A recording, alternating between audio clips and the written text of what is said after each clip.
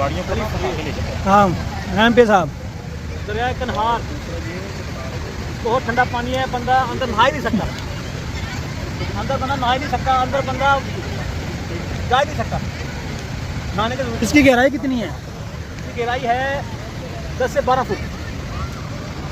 ये आप 15 बता रहा था। ये आप देख लो क्या किस तरह की छलें बज रही हैं।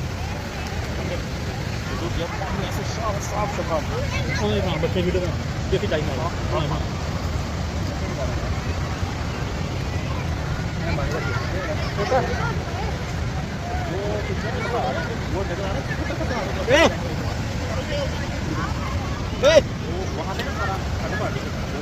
एक और मार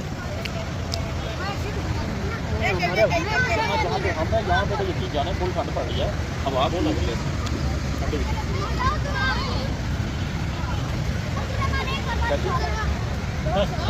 15 फुट गिराई है, 15 फुट गिराई। ऐसे ही है, वो थोड़ी सी लगी थी जब हम जफ्ता करके पहुँचे हैं ना, जफ्ता बाद सब्जी वाले के पास पहुँचे थे ना, वहाँ पर लगी थी बहुत ज़्यादा।